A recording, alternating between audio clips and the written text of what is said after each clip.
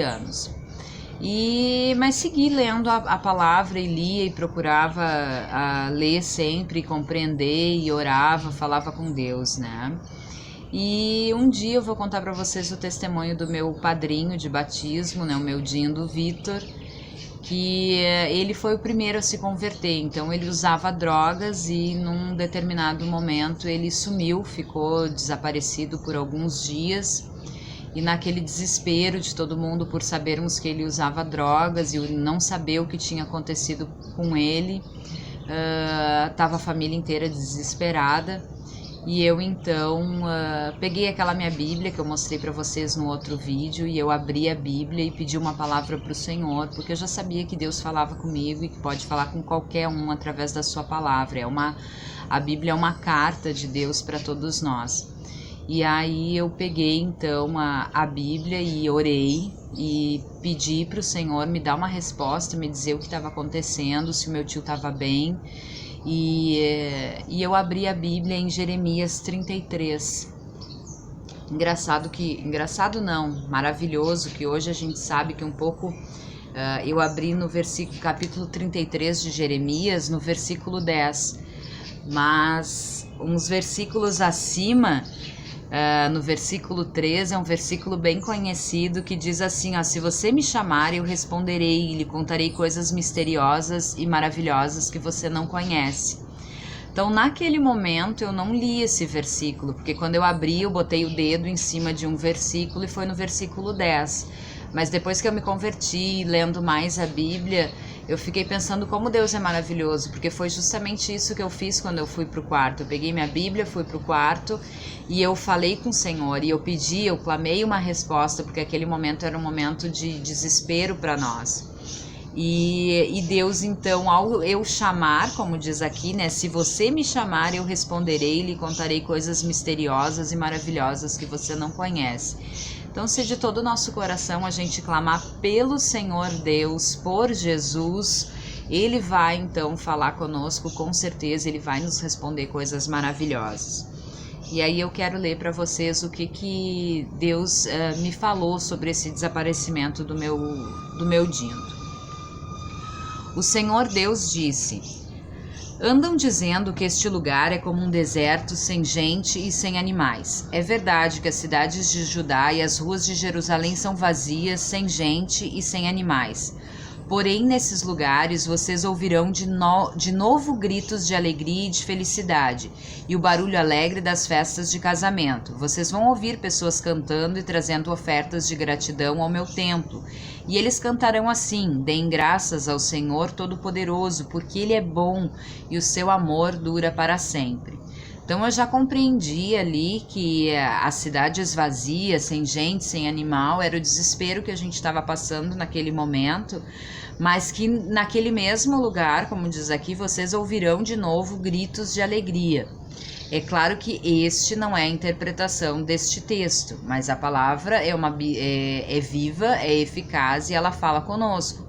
Então foi uma resposta que Deus me disse, que assim como lá em Judá, em Jerusalém, foi mudado então aquela tristeza, aquele luto, em gritos de alegria e felicidade que voltariam a ter, eu criei que na nossa vida poderia da mesma forma. E aí o que as pessoas cantarão: deem graças ao Senhor Todo-Poderoso, porque Ele é bom e o seu amor dura para sempre. Então Deus é bom, Ele tem um amor que dura para sempre.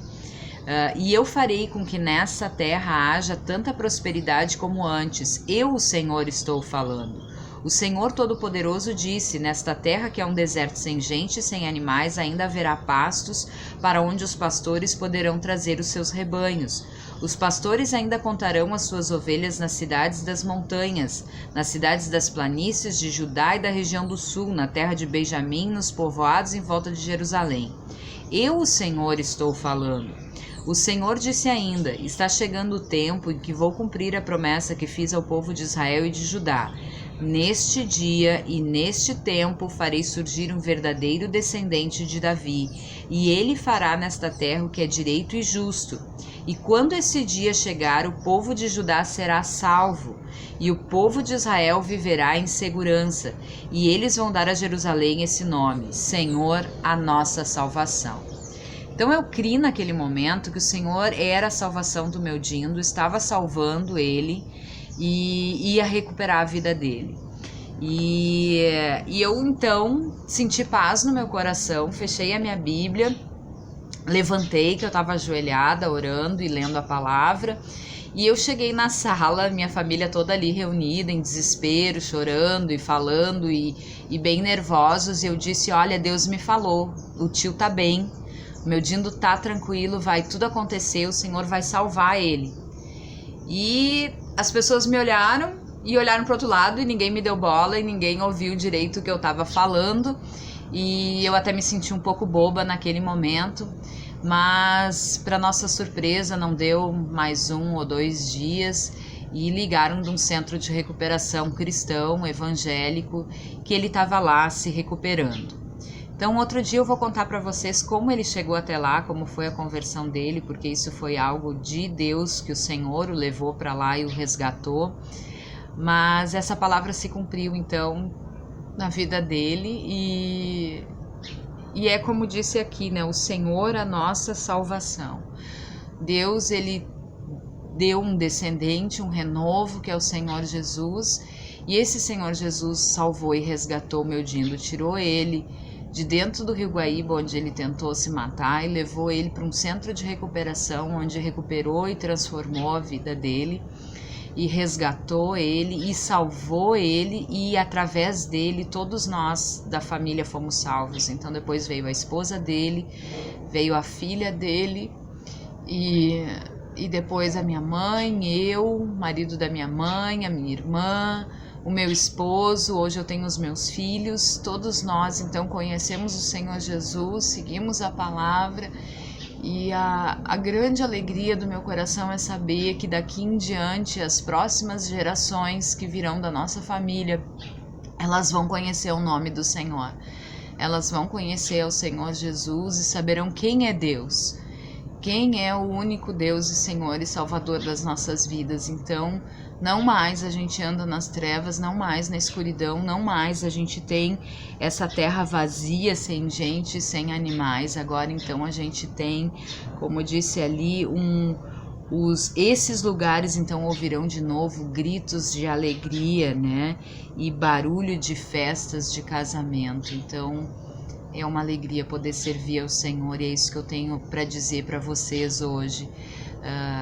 Busca o Senhor, clama a Ele, que Ele vai responder, Ele vai falar com vocês, Ele vai trazer resposta àquela situação que vocês estão vivendo.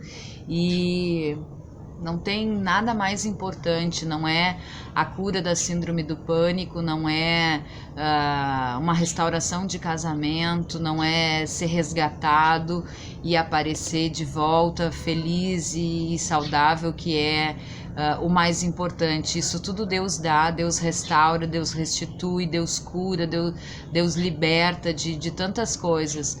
Mas o melhor de Deus, o mais importante que Ele pode nos dar é a salvação eterna, é a nossa vida eternamente com Deus, é a salvação da nossa alma. Nós temos que ser salvos de nós mesmos, do nosso pecado, da nossa maldade. Nós já nascemos não desejando Deus, não querendo a presença de Deus na nossa vida.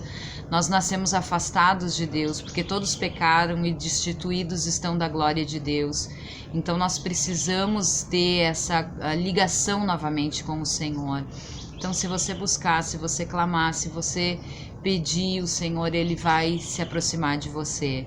Então, com certeza, o Senhor te ama, Ele deseja transformar a tua vida, Ele deseja chegar mais perto de ti, fazer tudo novo na tua vida. E isso é algo que só Deus pode fazer, né? A fé é um dom de Deus, a salvação vem pela graça de Deus, nós não somos merecedores, nós não temos mérito. Não tem nada de bom que a gente possa fazer, que vai fazer com que Deus nos ame mais, e não tem nada de ruim que nós possamos fazer que vai fazer com que Deus nos ame menos. Deus é amor, Deus nos ama, e tudo que Ele fez entregando o seu Filho, mandando Jesus a esse mundo para nascer como homem, para morrer na cruz, a obediência de Jesus em obedecer ao Pai, né? E fazer esse sacrifício, morrer no nosso lugar pelos nossos pecados. Éramos nós que devíamos estar crucificados na cruz, mas Jesus então pagou o preço por nós. O preço o salário do pecado, a Bíblia diz, é a morte, né? Então todos nós merecemos a morte, mas Jesus foi lá e pagou. Ele foi e morreu no nosso lugar, então, para que nós pudéssemos ter a vida eterna.